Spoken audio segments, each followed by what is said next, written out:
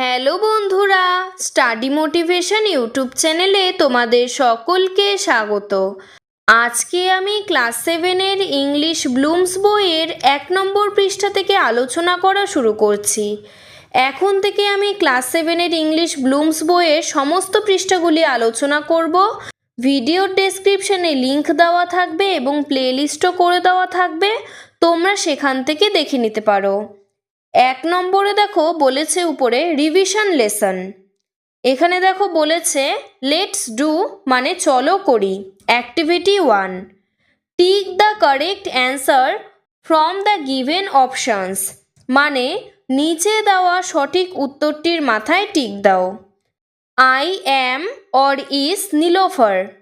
I এর পরে সবসময় অ্যাম হয়, তোমরা মনে রাখবে। তাহলে হলো আমি হলাম নীলোফার।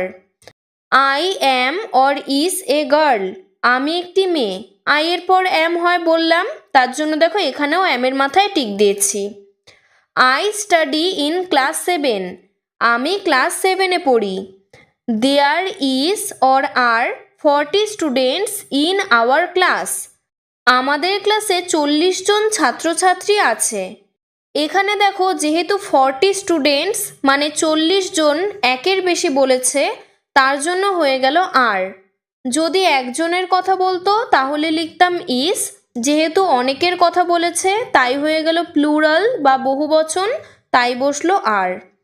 সাম is or are boys and others am or are girls মানে কিছুজন হলো ছেলে আর কিছুজন হলো মেয়ে। তাহলে ছেলেদের কথা বলেছে, দেখো বয়েজ লেখা রয়েছে, তাহলে এখানে হবে প্লুরাল ফর্ম, তার জন্য বসলো আর। সাম আর বয়েজ অ্যান্ড আদার্স এবং আরও অন্যান্য জন হলো গার্লস মানে মেয়েরা, এখানেও প্লুরাল ফর্ম বলেছে, তার জন্য বসলো আর। তাহলে কিছুজন হলো ছেলে, কিছুজন হলো মেয়ে। Seema, Shamim and Rohini am or are my friends.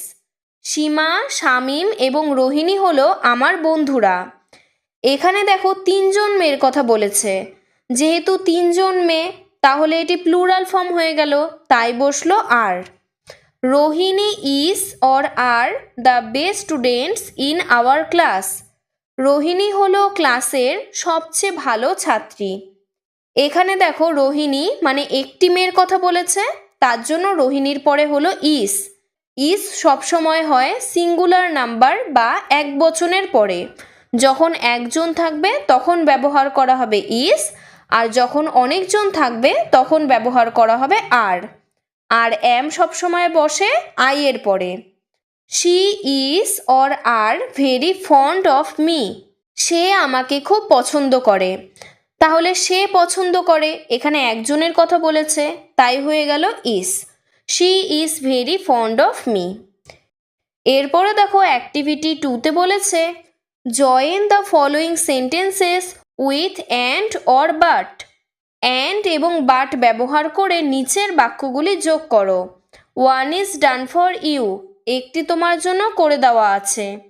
এতে দেখো বলেছে in India summer is hot মানে ভারতে গ্রীষ্মকাল হলো গরম। In India winter is cold, ভারতে শীতকাল হলো ঠান্ডা। তাহলে আমরা বাংলায় এভাবে বলতে পারি যে ভারতে গ্রীষ্মকাল হলো গরম কিন্তু শীতকাল ঠান্ডা। তাহলে কিন্তু যেহেতু ব্যবহার করলাম তাহলে মাঝখানে বসবে বাট। এখানে দেখো অ্যান্সারটিও করে দেওয়া আছে। In India summer is hot but winter is cold মানে ভারতে গ্রীষ্মকাল হলো গরম কিন্তু শীতকাল ঠান্ডা। বিতে বলেছে a mouse is a small animal মানে ইঁদুর একটি ছোট্ট প্রাণী। An elephant is a large animal, হাতি একটি বড় প্রাণী। তাহলে আমরা এভাবে বলতে পারি ইঁদুর একটি ছোট প্রাণী কিন্তু হাতি একটি বড় প্রাণী। তাহলে মাঝখানে বাট বসবে, দেখো আমি এখানে করে দিয়েছি। A mouse is a small animal but an elephant is a large animal. সিতে বলেছে আই হ্যাভ এ পেন, আমার একটি পেন আছে। আই হ্যাভ এ পেন্সিল, আমার একটি পেন্সিল আছে। তাহলে দেখো এখানে হবে আমার একটি পেন এবং পেন্সিল আছে, তাহলে এবং যেহেতু ব্যবহার করেছি মাঝখানে তাহলে অ্যান্ড হবে। I have a pen and a pencil. আমার একটি পেন এবং পেন্সিল আছে। ডিতে বলেছে the sun rises in the east, মানে সূর্য পূর্ব দিকে ওঠে। The sun sets in the west, সূর্য পশ্চিম দিকে অস্ত যায়। তাহলে আমরা এভাবে বলতে পারি সূর্য পূর্ব দিকে ওঠে কিন্তু পশ্চিম দিকে অস্ত যায়। তাহলে কিন্তু মানে বাট ব্যবহার করা হবে। তাহলে লিখব উত্তরটা the sun rises in the east but sets in the west, সূর্য পূর্ব দিকে ওঠে কিন্তু পশ্চিম দিকে অস্ত যায়। ইতে বলেছে মাই ফাদার ইজ টল, আমার বাবা লম্বা। হি ইজ লিন, তিনি রোগা। তাহলে আমরা এভাবে বলতে পারি আমার বাবা লম্বা এবং রোগা। এবং ব্যবহার করেছি মানে মাঝখানে অ্যান্ড বসবে। My father is tall and Lin, আমার বাবা লম্বা এবং রোগা। এফে বলেছে বিস আর স্মল, মৌমাছি ছোট। ওয়াস্পস আর বিগ, ভীমরুল বড়। তাহলে এভাবে বলবো মৌমাছি ছোট কিন্তু ভীমরুল বড়। বাট ব্যবহার করব। বিস আর স্মল বাট ওয়াস্পস আর বিগ। জিতে বলেছে in a cricket match we need a bat, cricket খেলায় আমাদের ব্যাটের প্রয়োজন। উই অলসো নিড আ বল, আমাদের বলেরও প্রয়োজন। তাহলে আমরা এভাবে বলতে পারি ক্রিকেট খেলায় আমাদের ব্যাট এবং বলের প্রয়োজন। তাহলে মাঝখানে অ্যান্ড বসবে। In a cricket match we need a bat and also a ball, মানে ক্রিকেট খেলায় আমাদের ব্যাট এবং বলের প্রয়োজন। এরপরে দেখো অ্যাক্টিভিটি 3তে বলেছে অড ওয়ান আউট, মানে বেমানানটি খুঁজে বের করো। In each set there is a word that does not fit with rest of words in the set, মানে প্রত্যেক সেটে এমন একটা শব্দ আছে যেটা অন্য শব্দগুলির চেয়ে আলাদা। Identify and underline the word, সেই শব্দটিকে চিহ্নিত করে তার নিচে দাগ দাও।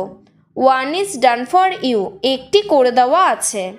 এতে বলেছে টিচার মানে শিক্ষক, স্টুডেন্ট মানে ছাত্র, চক মানে চক, টল মানে লম্বা, ডাস্টার মানে ডাস্টার।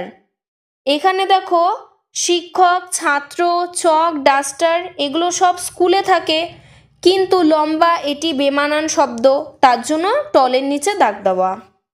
বিতে বলেছে ফুটবল মানে ফুটবল, গোল মানে ফুটবল খেলায় যে বল মেরে গোল করা হয়, বিউটিফুল মানে সুন্দর, ফিল্ড মানে মাঠ, প্লেয়ার মানে খেলোয়াড়। এখানে দেখো খেলার সব কথা বলেছে, কিন্তু বিউটিফুল মানে সুন্দর এই শব্দটি বেমানান, তাই এটির তলায় দাগ দিলাম। সিতে বলেছে বুকস মানে বইগুলি, নাইস মানে সুন্দর, পেন মানে কলম, পেপার মানে কাগজ, টেবিল মানে টেবিল। তাহলে বই, পেন, পেপার, টেবিল এগুলো সবই পড়ার জিনিসপত্র, কিন্তু নাইস মানে সুন্দর এটি বেমানান, তাই এর তলায় দাগ দিলাম। ডিতে বলেছে রেড মানে লাল, অ্যাপেল মানে আপেল, গুয়াভা মানে পেয়ারা, ব্যানানা মানে কলা, ওয়াটারমেলন মানে তরমুজ। এখানে দেখো আপেল, পেয়ারা, কলা, তরমুজ এই সবগুলি ফল, আর রেড মানে লাল, তাহলে লাল শব্দটি হয়ে যাবে বেমানান, তাই এর তলায় দাগ দিলাম। ইতে বলেছে রাইস মানে চাল, হুইট মানে গম, বার্লি মানে যব, সেরেলস মানে শস্যদানা, গোল্ডেন মানে সোনালি। এখানে দেখো সবগুলি খাবার জিনিস, কিন্তু গোল্ডেন মানে সোনালি এটি একটি রং, তার জন্য গোল্ডেনের তলায় দাগ দিলাম। এফে বলেছে স্পিনাচ মানে পালং শাক, ক্যাবেজ মানে বাঁধাকপি, টেস্টি মানে স্বাদ, কলিফ্লাওয়ার মানে ফুলকপি, অনিয়ন মানে পেঁয়াজ। এখানে দেখো সবগুলি সবজি, কিন্তু টেস্টি মানে স্বাদ এটি বেমানান, তাই এর তলায় আন্ডারলাইন করলাম। এরপরে দেখো অ্যাক্টিভিটি 4-এ বলেছে fill in the blanks by choosing the correct form the verbs from the given alternatives, বিকল্পগুলির মধ্য থেকে যেটি ভার্বের সঠিক রূপ সেটি বেছে নিয়ে লেখো। এখানে দেখো এতে বলেছে my English text book have or has 138 pages, মানে আমার ইংরেজি পাঠ্য বইয়ে 138টি পাতা আছে। এখানে দেখো আমার ইংরেজি পাঠ্য বই, এটা একটা মাত্র বই, তাহলে যখন একটা ব্যবহার করা হবে তখন ভার্ব হবে হ্যাজ। তার জন্য লিখেছি my English text book has 138 pages, মানে আমার ইংরেজি পাঠ্য বইয়ে 138টি পাতা আছে। যখন একটা জিনিস থাকবে তখন হয়ে যাবে হ্যাজ, আর যখন অনেকগুলো হবে তখন হবে হ্যাভ। বিতে বলেছে our class has or have 30 students, আমাদের ক্লাসে 30 জন ছাত্রছাত্রী আছে। এখানে দেখো আমাদের ক্লাস মানে একটা ক্লাসের কথা বলেছে, তার জন্য লিখেছি হ্যাজ।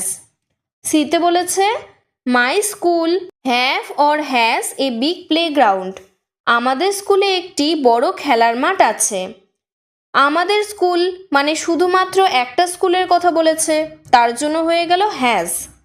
ডিতে বলেছে we has or have a beautiful garden, আমাদের একটি সুন্দর বাগান আছে। উই মানে আমাদের, এখানে আমাদের আছে মানে অনেক জনের কথা বলেছে, তার জন্য হয়ে গেল হ্যাভ। তোমরা মনে রাখবে উই এর পরে হ্যাভ হয়। ইতে বলেছে all my friends have or has some interest in sports, আমার সমস্ত বন্ধুদেরই খেলাধুলায় আগ্রহ আছে। মাই অল ফ্রেন্ডস মানে আমার সমস্ত বন্ধুদের, অনেক বন্ধুর কথা বলেছে, তার জন্য হয়ে গেল হ্যাভ। এরপরে দেখো লেটস টকে কিছু প্রশ্ন দিয়েছে, এটি তোমরা নিজেরা আলোচনা করবে।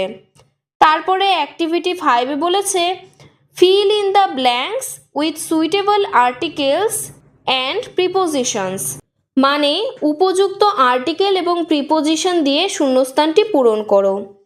Ishwarchandra Vidyasagar lived in the 19th century India when very few people went to school, এখানে দেখো 19th century মানে 19 শতকের কথা বলেছে।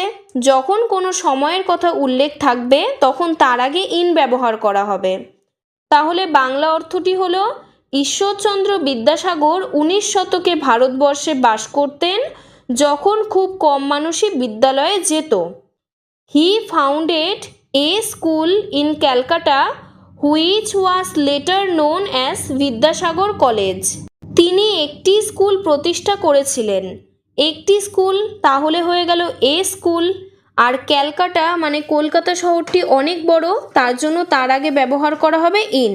তাহলে এর বাংলা অর্থটি হলো তিনি কলকাতায় একটি স্কুল প্রতিষ্ঠা করেছিলেন, যেটি পরবর্তীকালে বিদ্যাসাগর কলেজ নামে পরিচিত। He wrote the Bengali primer which is used every today, এখানে দেখো বেঙ্গলি এই শব্দটির প্রথম অক্ষরটি ক্যাপিটাল লেটার দেওয়া, মানে বি বড় হাতের দেওয়া। তোমরা মনে রাখবে যখন কোনো শব্দের আগে বড় হাতের অক্ষর দেওয়া থাকবে তখন সেটা হয়ে যাবে প্রপার নাউন, তাহলে তার আগে সবসময় দা বসবে, তার জন্য হয়ে গেল দ্য বেঙ্গলি প্রাইমার। তাহলে তিনি একটি বাংলা বর্ণ পরিচয় বই লিখেছিলেন, যেটি আজও ব্যবহার করা হয়। বেঙ্গলি প্রাইমার মানে বাংলা বর্ণ পরিচয় বই। We are proud of Vidyasagar for his great work in the field of education, শিক্ষার জগতে তার মহান কাজের জন্যই আমরা বিদ্যাসাগরকে নিয়ে গর্ববোধ করি। এরপরে দেখো অ্যাক্টিভিটি 6-এ বলেছে underline the correct form of the verb given in brackets, বন্ধনীতে দেওয়া ভার্বগুলির সঠিক রূপটির তলায় দাগ দাও। এতে বলেছে the sun rises rose in the east, মানে সূর্য পূর্ব দিকে ওঠে। এটি প্রতিদিনের ঘটনা, প্রতিদিনই এই ঘটনাটি ঘটে। আর যেহেতু দ্য সান এই শব্দটি থার্ড পারসন সিঙ্গুলার নাম্বার, তাই হয়ে গেল rises. The sun rises in the east, সূর্য পূর্ব দিকে ওঠে। বিতে বলেছে when do you go or goes or went to school, তুমি কখন স্কুলে যাও? এই বাক্যটি দেখো প্রেজেন্ট ফর্মে রয়েছে, মানে বর্তমানকালে রয়েছে, আর ইউ হলো সেকেন্ড পারসন, তার জন্য হয়ে গেল গো। তাই উত্তরটি হলো when do you go to school. সিতে বলেছে 2 and 2 মেক্স অ্যান্ড মেক 4, 2 2 4 হয়। এটি হয়ে গেল থার্ড পারসন সিঙ্গুলার নাম্বার, তার জন্য হয়ে গেল মেক্স। ডিতে বলেছে the great scholar Bopdev writes wrote Mugdhabodh, মানে মহাজ্ঞানী বোপদেব মুগ্ধবোধ লিখেছিলেন। যেহেতু এটি অতীতকাল বা পাস্ট ফর্মের ঘটনা, তাই হয়ে গেল রোট। ইতে বলেছে রোবট ব্রুস ফাইটস ফট hard to reason his kingdom, রাজত্ব পুনরুদ্ধারের জন্য রোবট ব্রুস কঠিন লড়াই করেছিলেন। এটি যেহেতু অতীতকালের ঘটনা, মানে পাস্টের ঘটনা, তার জন্য হয়ে গেল ফট। এরপরে দেখো অ্যাক্টিভিটি 7-এ বলেছে write the opposite of the following words, মানে নিচের শব্দগুলির বিপরীত শব্দ লেখো। গুড মানে ভালো, ব্যাড মানে মন্দ, ফ্যাট মানে মোটা, থিন মানে রোগা, ওয়াইজ মানে জ্ঞানী, ফুলিশ মানে বোকা, ডাল মানে বোকা, ক্লেভার মানে চালাক, ওল্ড মানে পুরনো, নিউ মানে নতুন, ওয়ার্ম মানে গরম, কোল্ড মানে ঠান্ডা, কাইন্ড মানে দয়ালু, ক্রুয়েল মানে নির্দয়, হ্যাপি মানে খুশি, আনহ্যাপি মানে অখুশি, টল মানে লম্বা, শর্ট মানে বেটে। আজকের ভিডিওটি এতটুকুই। তোমাদের যদি ভিডিওটি ভালো লেগে থাকে তাহলে লাইক করে চ্যানেলটিকে সাবস্ক্রাইব করে দেবে। পরের ভিডিওতে আমি 3 নম্বর পৃষ্ঠা থেকে আলোচনা করব। ধন্যবাদ।